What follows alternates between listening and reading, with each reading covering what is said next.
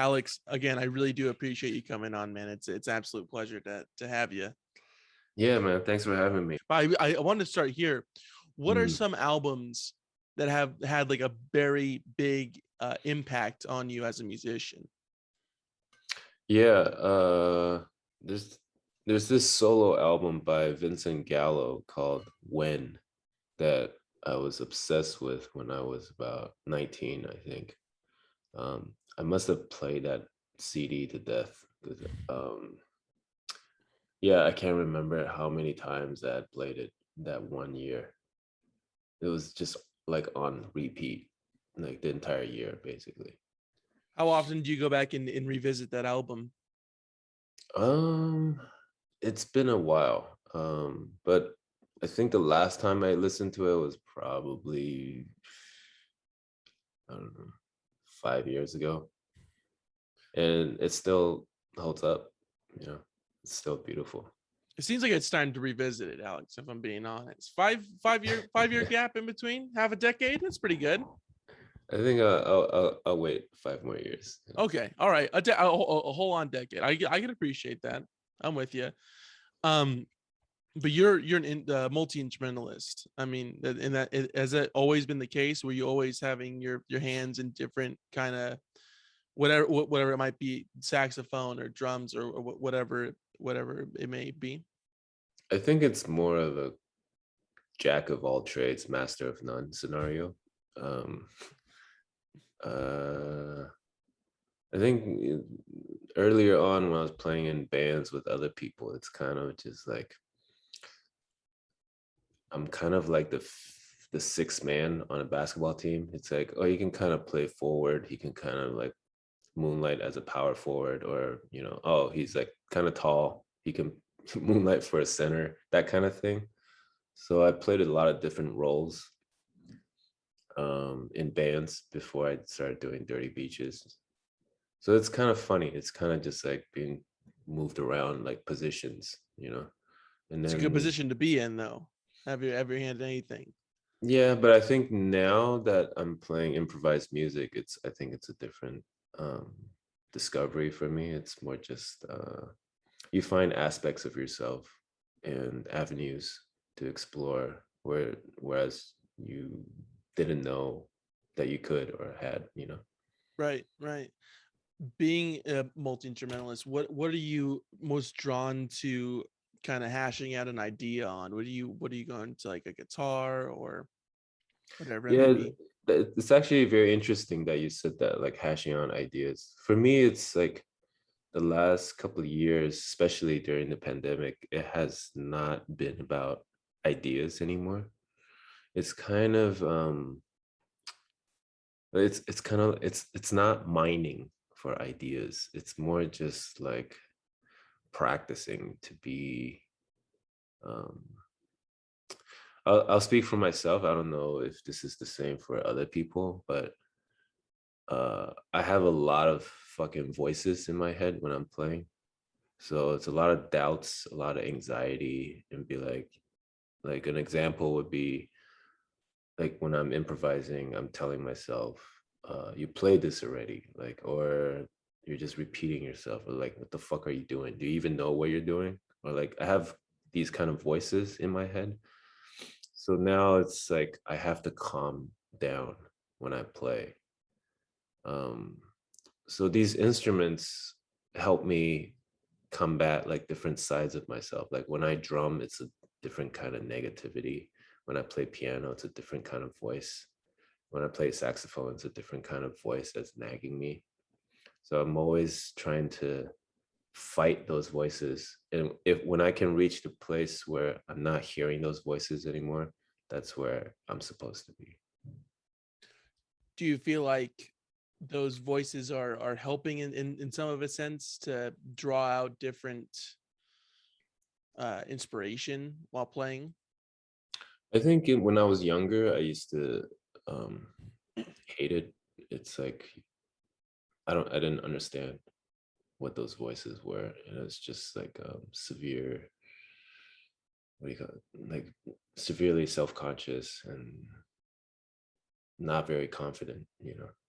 And then So you try to make up for it, and by pretending or having some kind of alter ego or persona, that kind of thing, you know. But now it's like I'm 41, so I'm accepting those voices because it's like it's a part of me, you know. So it's okay. It's okay to feel that way. Yeah, sure. Yeah. Absolutely. But you started playing music. It was is in Montreal. Do I have that correct? Yeah, Dirty Beaches did start in Montreal. That's correct. Was that like the first go at music? No, actually, the first go at music was in Honolulu, where I grew up. Um, I had lived there from 1994 to 2004. Like, yeah, from the ages of 14 to 24, I was in Hawaii, basically. Yeah, that's where I was playing in bands. Like, I was in a metal band, I was in a noise band, and some indie pop bands. I was just like the guitar guy kind of thing on the side. Very nice. And then Mhm. was there a reason for Montreal where you're like, all right, that's where I need to be for whatever reason? Well, I haven't talked about this in so long. That's what this podcast is about, Alex. It's about revisiting old memories. I'm trying to be like, oh yeah, that happened at that time. Yeah, it's funny because that was like the folklore when I was in Dirty Beaches, where it's so I moved from Hawaii to San Francisco with my bandmates, thinking like, yeah, fuck yeah, we're on the mainland now. We're gonna fucking tour. We're gonna, you know, and we got jobs at like FedEx Kinkos and like fucking random shit, you know. Then but I'm Canadian, so at the time my bandmates were all Americans, and they're like, dude, whatever, man, just drive across the border, go to Vancouver or something, come back, and then you'll get like another 6 months on your tourist visa or something. Because I had been going to school in the US, but then I dropped out. So being a dumbass, I didn't realize that once you drop out, your student visa becomes void. So I was always thinking like, well, I'm Canadian, so I could just like cross the border and come back. Like being very naive about, you know, these kind of visa paperwork shit. I never really paid attention to it because I was always on a student visa.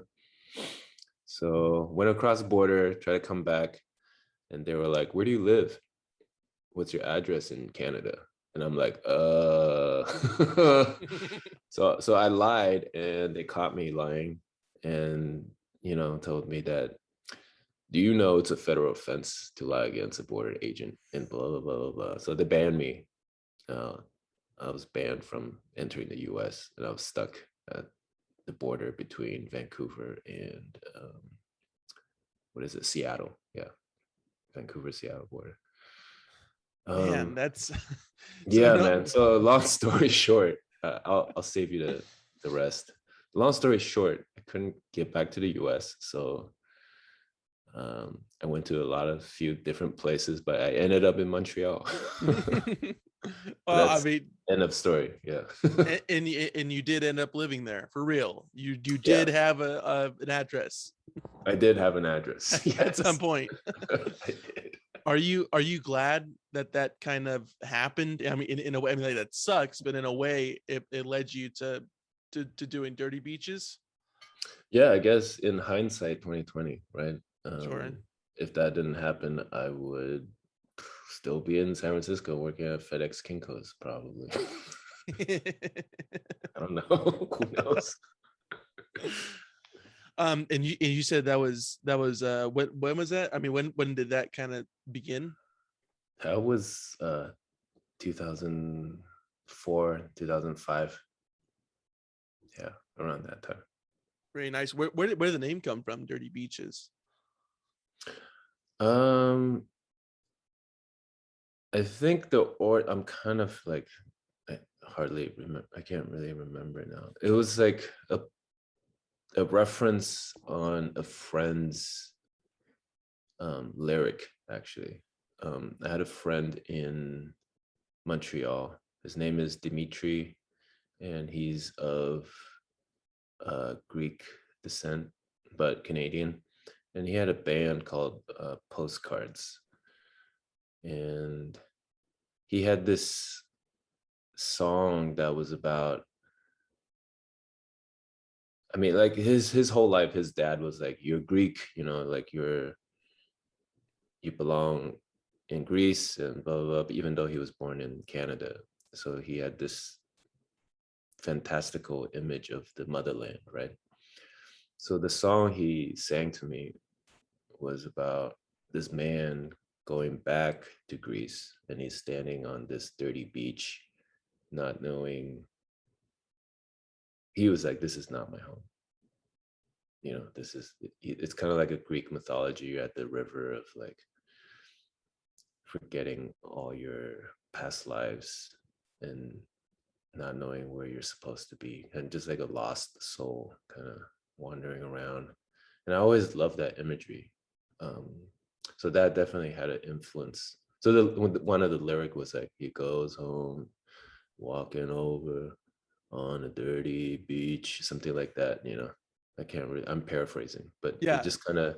So that image was what I'm thinking of when I use the name Dirty Beaches. But obviously, people just, you know, when I go to Europe, people be like, "Ah, great name, a dirty beach." Like I like, you know, it's kind of like that vibe. You know, so Yeah, yeah. It's whatever it is for the person who's for the mentioning person it, I who's, guess. yeah. So it's kind of a long story. I think I've told it 10 years ago, like in an interview, but I forgot. It's been so long. I just I just love to to get in deep with those memories, trying to elicit it. Yeah. How did the offer to be a part of Twin Peaks: The Return come about? How did was that? I mean, through a connection in Canada, or how did Mm. that come to be? I was living in Los Angeles at the time, and Dean Hurley, my man, uh, who used to work for David Lynch as his sound engineer for the past decade, and he was the drummer in Trouble, but also the producer of the track. So he's been working on this mysterious track with Riley, David's son, um, for quite some time. I get a call from them being like, "Hey, I'm working on a song with Riley. I'm over at the studio. Would you come over to overdub some sax?" And I'll be like, "Sure, of course." And I drove over. We did the sax, and it was like over one day. And I was like, "What is this for?" And he's like, "Oh, you can't really tell anyone, but we're gonna try and pitch it to David for this TV show, the TV thing he's doing." I was like, "What TV show?"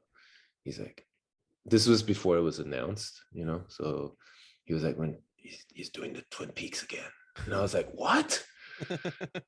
And then he's like, "Well, we don't know if David's gonna like it. We're gonna pitch it to him, see if he can like sneak it in on the show or something like that." And I was like, "Wow, keep me in the loop, man." And then I think over a year go by and I completely forgot about it. Like over a year and a half, like, you know, time just goes by. Sure. And then I get a call from Dean and being like, "Hey, we pitched it to David and David really liked it." And um, he found out that he was like, "Who's that guy playing sax on that track?" And then we are like, "Oh, that's Alex." And he's like, "Oh, we got to get him on the show," you know? So that kind of thing. So it was cool. Like I feel very grateful to Dean and Riley and for this opportunity. That's really cool, man. Yeah. As that is, and if for those who haven't seen Twin Peaks, go and watch that show. It's a great show. Also, The Return and the movie that he did for that as well. It's tremendous trilogy kind of thing there. You did a movie for the season 3? No, it was like in between. I believe he made it after the show, but it was Oh, the kind Fire of Walk with Me. yeah, set Yeah. before. Okay, yeah. Yeah, That's yeah. in. I thought he So made a new one. I was like, what? no, Okay. you would have been called. You would have known. You would have been a part of it, as you know. You're central casting at this point. The guy on fire in the background. I mean, that's still a credit though. That's tremendous, man. Does your process for contributing to like like you, I mean, like a little song like that, or writing for like scoring a film, does that differ from writing for personal projects like Dirty Beaches or whatever whatever you might be doing for your solo project that's Last Lizard? Yeah, it's vastly different because you're working either for or with someone, with these kind of soundtrack jobs. Because first and foremost, you have to think of yourself as a team player. Like you're trying to contribute to the vision that the director has for their film. I think with personal projects, it's all about what you wish to, express, what you wish to accomplish, what you wish to, incorporate. But that's not very much the case when you're working with other people. It's like, unless you're very lucky that you get to work with directors that trust you wholeheartedly and just be like, yo, just do you. Sometimes you get those jobs, people are just like, yeah, like we want you on the film because like love your shit, just like do your thing. And that's great, but it doesn't always happen like that. To have that freedom is sparse. It's very sparse. Mostly it's like, it's very meticulous. Multiple meetings describing, what they want, like the mood, the rhythm, the pacing, and then a lot of drafts, back and forth. That this is great. This one not so much. Can you change this? Can you change that? Blah blah blah. Man, yeah, it's pretty tedious. Yeah, it's a process. Yeah, for sure. Do you usually work alone, or do you usually like work with people regarding your own stuff? Both actually. These days, because I'm mostly doing improvised music other than the soundtracks composing stuff. So improvised music, it's great to play with other people. I think this kind of music is like, you play like how you live,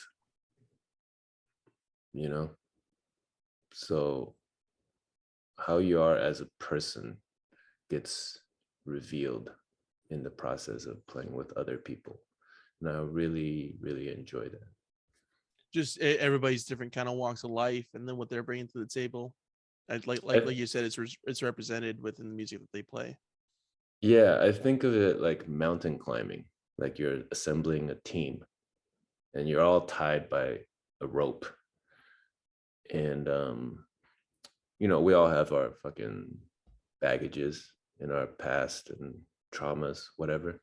But there's a lot of trust involved when you're climbing a mountain and it's like three of you and you're tied, you're bound together, right?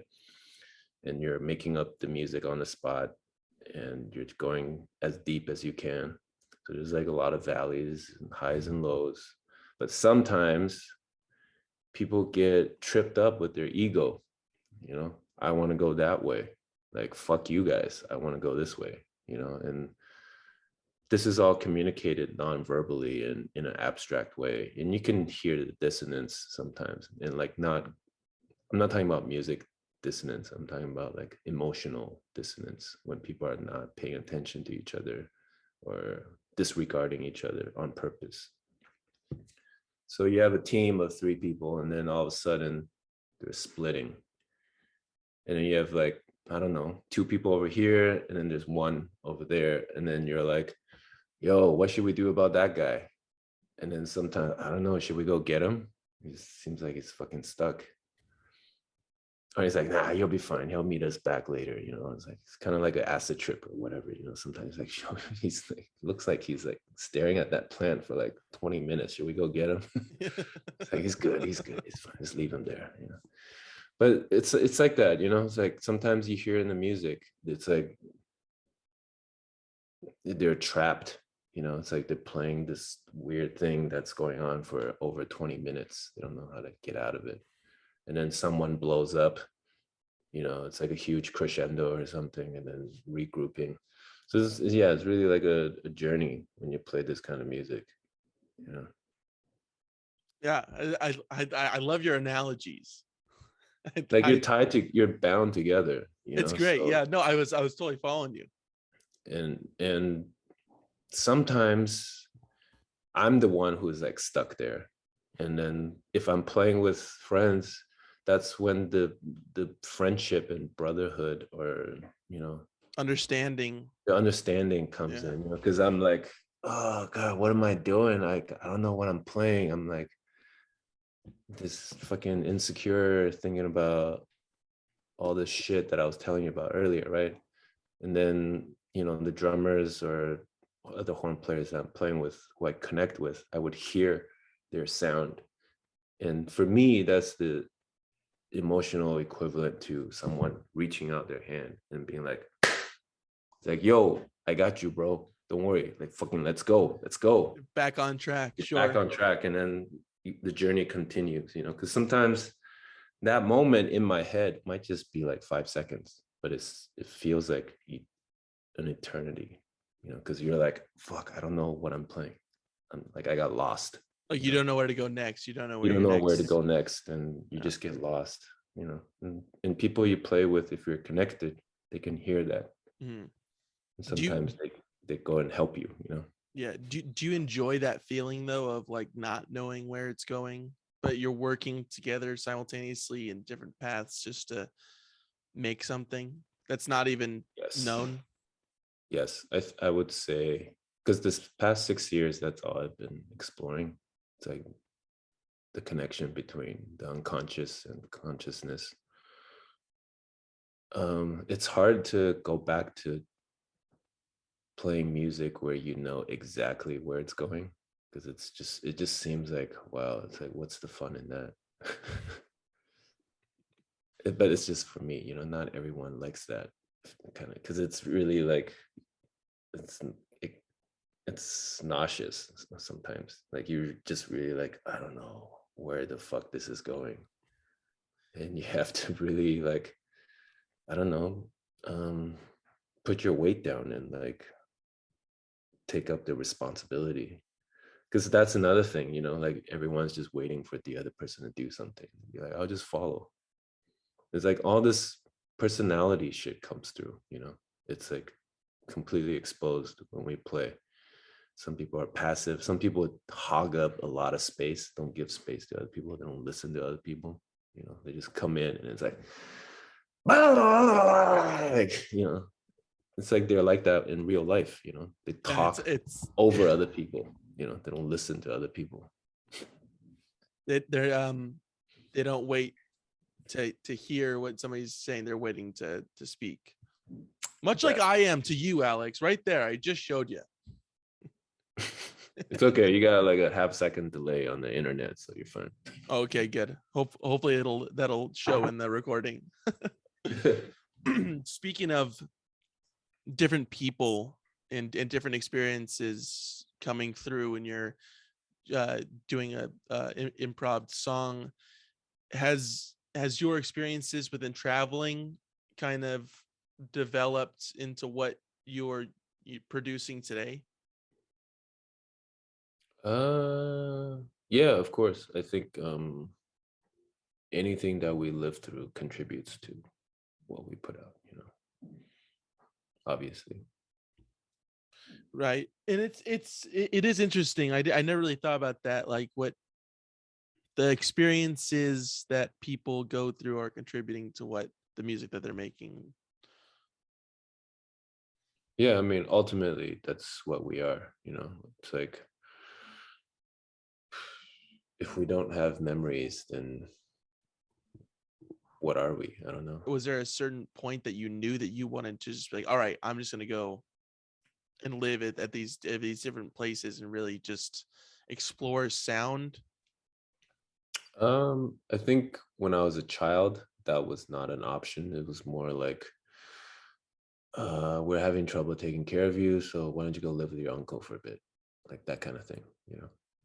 So it's not always like, I think when people talk about it in press, it's always like, oh, he's lived here and there, what a nomad, blah blah blah. It's like half of the places you mentioned, it was like because I was kicked around like a soccer ball, because it's like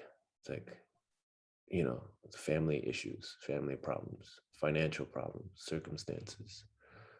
I don't blame my parents or anyone involved in that, because it's like, I think of it just like that's just how it is, like families got to cope with things. I was lucky that someone took me in, it could have been the other way. Like, I don't know, it could have been worse. So I think that definitely had something to do with moving, that kind of restlessness in my 20s and 30s, where you just kind of kept moving. Yeah, now I'm trying to do the opposite, trying to stay in one place as long as I can. Stability within Yeah, location. yeah, I really need it. You've mentioned that you've done odd jobs kind of while living in these different places. What was the shittiest job you've had? Probably passing out flyers in Waikiki in Honolulu when I was like 16. It was like passing out flyers for a gun club. So it was like a shooting range, an indoor shooting range. So we had to learn like a few lines of Japanese to cater to Japanese tourists. It's commission based. So all the flyers had our initials in the back. If the tourists show up with our initials on it, with our flyer, then we Right. get like 5% or whatever, 10%. Whatever. I forgot the number, it's so long ago. But what was shitty about that job was there were other rival fucking shooting range companies in downtown Waikiki, which is like the touristy spot. There was some fucking gaunt and skinny, like a skeleton crackhead vibe guy that was like, I don't know, in his 40s or something. And once I was trying to take these Japanese tourists to the shooting range, and he came in and started fucking threatening me. He was just like, he's like, these customers are mine, kid. Like, get the fuck away from here. I'm gonna fucking knife you. Like, it's just like he's like, that's like his job, like his whole life. And I was just like a 16-year-old kid. Like, he was like, I'm not gonna let you take my fucking commission, man. He's like, is really dark, just like some gaunt crackhead looking guy that's passing out flyers and then sees a 16-year-old kid and it's like threatening him because he's like threatening his livelihood.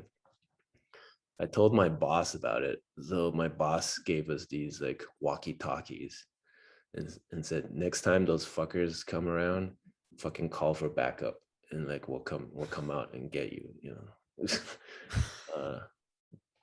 So, but the walkie-talkies didn't really do shit.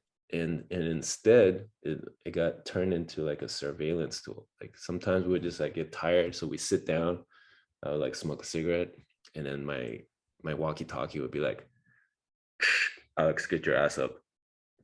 And I was like, what the fuck? Like, where, like, you're fucking watching me? And he's like, yeah, we know where you are. I was like, I'm on my smoke break. They're like, no, you're not. Get your ass up. You're working. We're paying you here to work. But yeah, fond memories, man. Yeah, I can tell. Yeah, Man, that's it's a a shitty stressful. job. Yeah, I didn't last long, as you can see. Yeah. that is a shitty odd job. What was the best odd job that you had though? You're like, all right, this is like the best of the of a bad job. Uh, Besides Kinko's, obviously, I know that you love that in San Francisco. Aside from that one, what would be the best one? I think when probably when I worked as a sous chef in Montreal. It was like a fusion restaurant. It's like kind of fancy, not crazy fancy, but just like, middle tier, like fancy. Um, yeah, the head chef was trained in Switzerland, so he had like a very,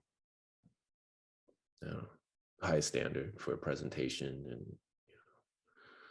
Yeah, I think that was because before that I was working as dishwashers and line cooks. You're just not really giving a shit about the food. But then that was the first job where like I took pride in like what I made. Like people would come in after and they're like, "Who made the croquettes?" And I'll be like, "Me." And they'll be like, "Wow, that was so delicious. Thank you so much." And be like, "Wow, glad you guys enjoyed." Like that kind of thing. So it was cool, and you get to like decorate the plates and really like you know put some sauce on it, drizzle, and then sprinkle some shit. Presentation, sure. Presentation. Yeah, it's like you really feel like, yeah, that looks cool. Yeah. How did you go about immersing yourself within the music scene there, right when you moved there? Was it just like immediately you just found where the music was happening? No, I mean, Dirty Beaches started as a one-man band is because of that. It was like I don't know if how old are you? 22. Okay, so yeah, you weren't really on message boards back then. So it's No. like for us, it was like, yeah, message boards, I'll give you like a rundown. Back then, it was like, guitarists wanted influences, like, I don't know, My Bloody Valentine, like blonde redhead, like this kind of style. Drummers wanted, influences, Sonic Youth, blah, blah, blah, like, whatever. Like, and then you meet people that you've never met before. You just talk on the forum, and then you meet up, and then you jam. Most of those meetings suck. This was before like the loop pedal came around, right? Mhm. So I remember meeting these like songwriters. They were like, okay, so the song goes like D minor, A, C, and F, whatever. And then he's like, yeah, you play like this. And then I was just like, okay. And he's like, yeah, just play that. And then he starts like soloing over it. And I'm just kind of like, yo, I'm not your fucking loop pedal, man. Like he's like,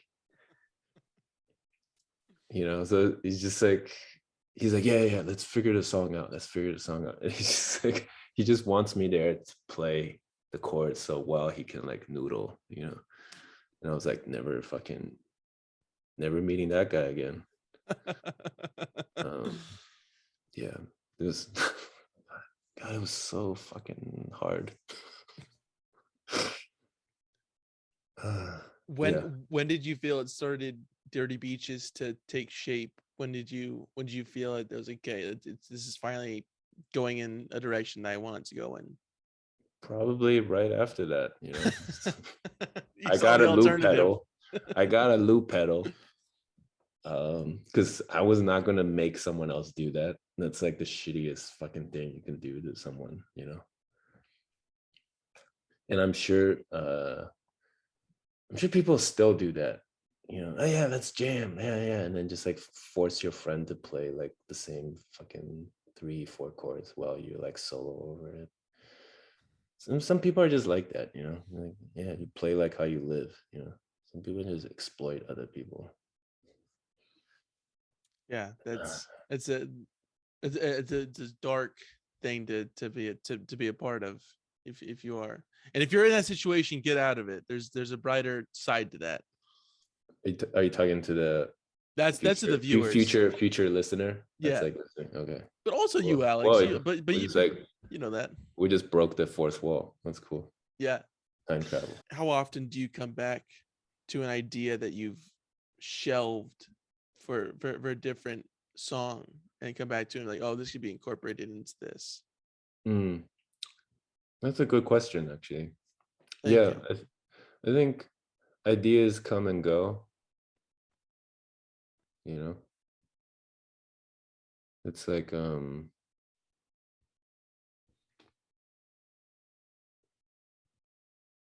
have you thought about projections?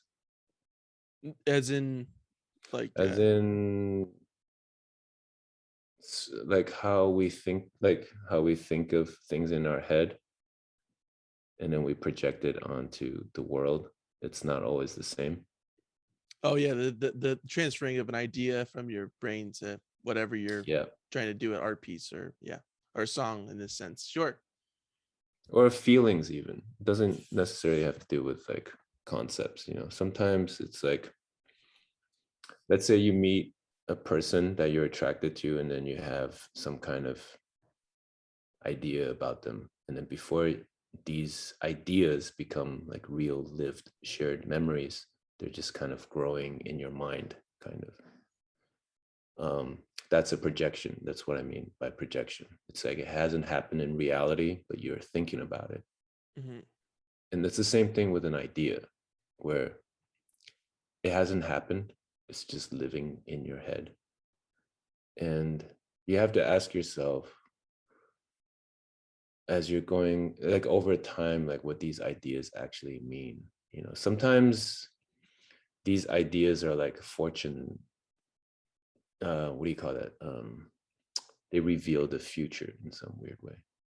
Like I've had ideas where I've written them down and I had no idea what they mean. And so therefore I didn't use it. And then 5 years later, my subconscious was already there before I had even realized what I was talking about. It's like a premonition kind of thing. Sometimes you create something you're not ready for, and then it lends itself to being used. Right. Yeah, it's interesting. I don't know. It's hard to describe. Mm-hmm. Do you feel like you're leaning more into what you've said before about the like a feeling or like a just kind of trying to transfer an emotion to a song? Do you feel like you're more in that aspect with working Yeah, with for sure. Because improvisation now? yeah, I'm not classically trained, so I have to. That's like the only thing I rely on. It's like my intuition. It's an important thing to have a handle on. Yeah, I think both are important. You know, it's just like I don't really have the other, so I'm like leaning more on this. Like that's all I have. You know. Right. Yeah. When do you feel the most creative? Mm, I don't know. If, I think since I started doing this as a full-time job, you know, like work as a working gigging musician, playing, touring, uh, writing film soundtracks, doing odd, you know, commercial scorings here and there. It's every day, you know. I think when I was a dishwasher, that would have been like a really good question because you spend so much of your time like working 9 to 5 and like making ends meet. But now I do this for a living, so every day is like the best time. When you were working more with lyrics, uh rather than just like improvisation and whatnot, did it come about that lyrics came before the instrumentation or vice versa? Vice versa. Sometimes it's just like a lyric or a melody, and then you can build an entire song over that. And other times it's like a riff, and then you try to find some vocal ideas. I mean, for me, words always come last. It's always like melodies first, and then words later. Has working with instrumentation only, is there like is there a clear distinction between, okay, I'm gonna have a song with lyrics and then I'm just gonna work with stuff that's only instrumental? Words are very powerful tools. Um, I no longer feel like I'm in the position where I can say certain things because I'm taking full responsibility for the things I say. Whereas when I was younger in Dirty Beaches, it was all about a conjuring of the spirit and dreams and fantasies and like who I wish to be, what I wish to live. And it all became true and I lived it. But as a result, people who listen to it, um, some people interpret it like in a very beautiful way, like, so they have similar experiences like that I have in relation to those songs. They think of it like dreams and beautiful memories. Some people take it very, I don't know, very extreme. I've had, over the years, I've had people write me and ask me, what does this lyric mean? And, or they would interpret it very wrongly. They would refer it to their personal lives, saying that I was, they would say like my song is about their life or something, and then saying like it's demonic. Like, how would they know exactly what they're living through? And then they're interpreting it in some weird, fucked up way, where you're kind of like, dude, man, I've never met you, so it's not about you. I'm talking about my own life, and it's cool that you relate to it, man. But people who are in that kind of state of mind, they don't really, it's not about logic. They don't really listen to you. They were just like, how do you know?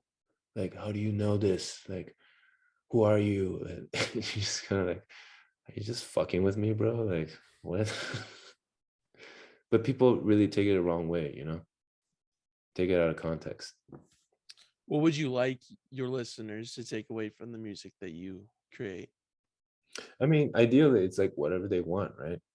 It's like, just don't hit me up about it. It's like, yo, you're free to like experience whatever you want to experience, man. Like, just don't write me and be like, why did you write that? Like, why did you write that? Why does your music have to be like that? Like, this is fucking dark, man. Like, don't fucking write me about it. Like, you can you can have your trip, you can have your experience, whatever you want, man. Just don't write me about it. Unless it's like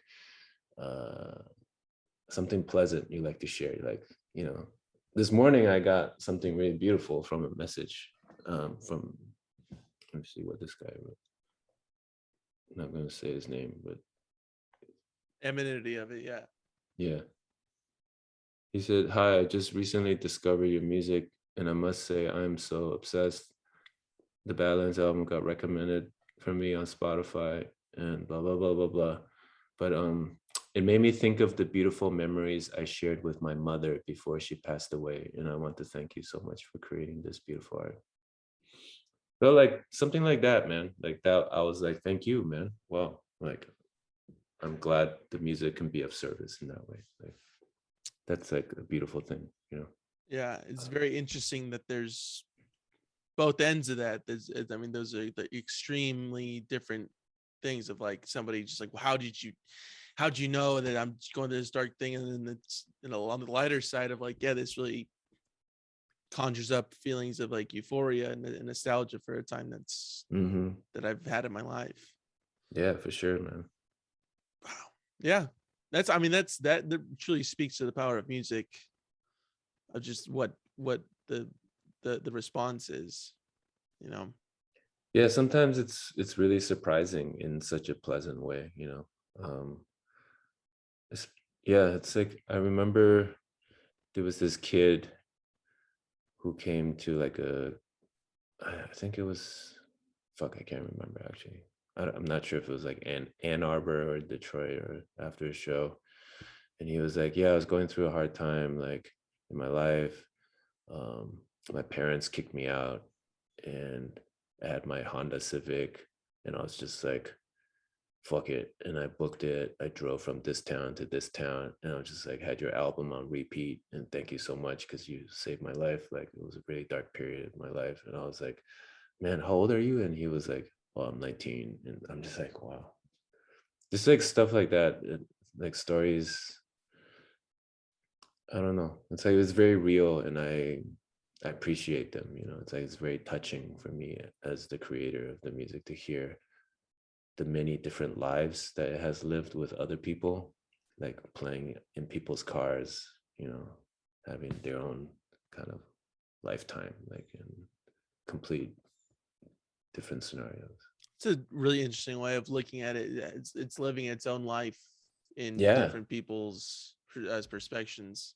Our in different perspectives, people's rather. stereos, while their life is happening.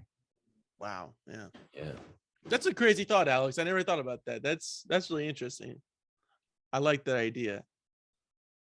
Yeah, or people, or I remember there was this girl that wrote me like, this was the song that I had sex to with my boyfriend, and now we're getting married. Like, thank you. Or like, we're playing the song at our wedding, like that kind of thing. You're just like, because 10 years went by, Yeah. Yeah. So it's like, you're like, wow, like, man, congrats, man. I'm glad you guys fucking tied a knot. Like, that's fucking cool.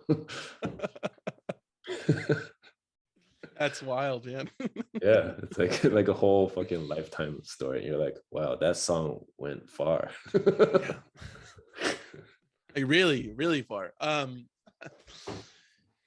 Do you feel like you look at performances differently now as opposed to like 2008? Mhm. In do you look at it in a different light, or what is the difference between then and now? While performing, Yeah. oh, it's very different. I think back then it was like I said earlier, it was about the conjuring of the spirit, right? It's like I didn't have anything. I was just a dishwasher, so you have to kind of make yourself into something. So it's almost like possession, it's like you enter this trance. Of course, at the time I had no idea what I was doing. It's just this kind of euphoric feeling that I get when I play music, where like you run into the crowd and you're like, just like, I don't know, just it's like the clashing of like bones and meat, just because you're so alone too, like working like dead end jobs. So when you play in these like sweaty basements, where there's like 10, 15 people, it's like it's very tiny, it's like the small shows where you're just like thrashing around and like bodies bump into each other. Like now I study, psychology with Carl Jung, and you read things about rituals in tribes, and it's very similar. It's like a small group of people who are like in the middle of the night, burn some fucking fire, smoke some hallucinogenic shit, and dance and like thrash around, get over your demons. It is a ritual. It's like whatever you're uncomfortable with, it gets unleashed, whether you're conscious of it or not. And at the time, I was definitely too young and like very underread. But yeah, now I know. Very nice. Did Last Lizard begin right after Dirty Beaches, or was there some leeway in there that you're just kind of doing your own thing without a title? Yeah, that was definitely right after Dirty Beaches, but I've been very afraid to use that name as a real moniker. It was just kind of like something on Instagram, and then I did release some SoundCloud tracks under Last Lizard, but I never released like any formal releases because I believe in self-manifestation. It's like uh I'm trying to be more responsible with what my desires or subconscious wants and what I'm putting out into the world. So at the time, it was a dark time for me, so I picked that name, and that name comes from a Yukio Mishima children's story, and I can paraphrase the story. It's really short. um the lizard wakes up and sees that he's all alone. His friends and family are gone. Even those that pick on him at school are gone. As he looks at the sunset, the lizard thinks, it is much better to be with people that hate you than be completely alone. But even that thought doesn't matter when you're the last lizard. Wow. Something like that. And then I just remember it hit me really hard when I read that. So I was like, wow, that's the name, I guess. But then, do I really want to be the last lizard? It's like, over the years, I'm just like, this is kind of dark, man. It's like after my divorce, and my dad died, and I was like, I'm definitely not using this fucking name. Like, it's like slowly starting to kind of take shape in some weird way. And I was like, okay, I think I need to back away, like just use my own name, Yeah, that'll do it.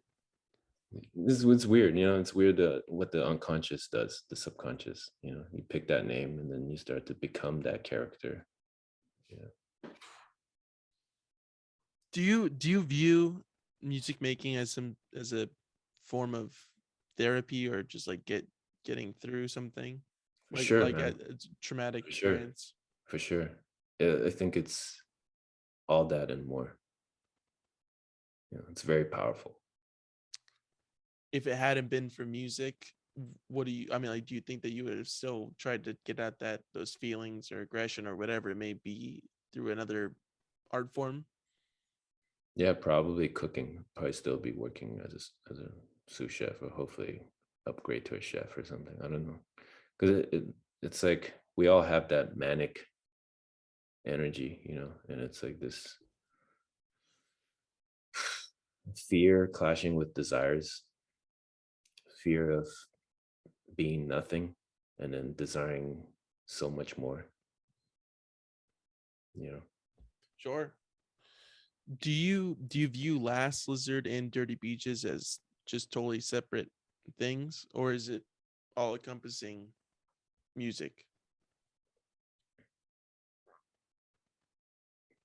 Yeah, I mean, they're all me. I don't think they're different, even though other people might tell me that it's different. Yeah, Right. it's just different phases. Of your journey, of your process of music. Yeah. Alex, this has been a pleasure talking to you, man. I really do Yeah, man. appreciate you Thanks for coming having on, me, dude. bro. And I like to wrap it up with some promo so that people can stream your music on. You're everywhere. Last Lizard, Dirty Beaches. Yeah, it's mostly there's no music under Last Lizard, just Dirty Beaches and my actual real name, Alex Zhang Hungtai. So it's like on Bandcamp, Spotify, like all that shit.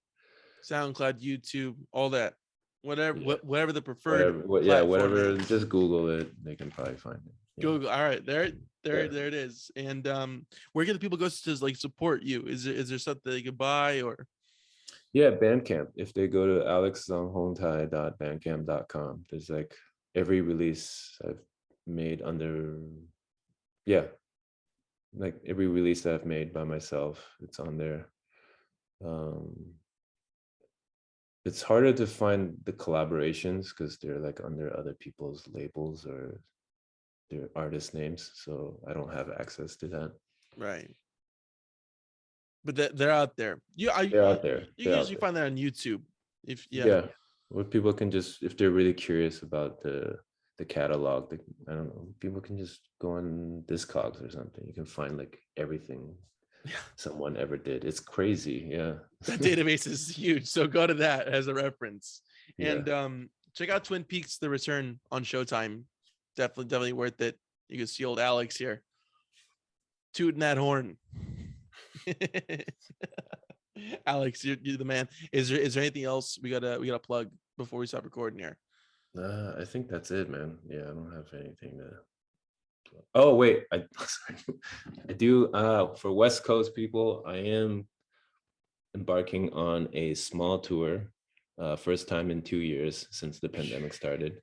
So be on the lookout. I will be playing in a small town near you.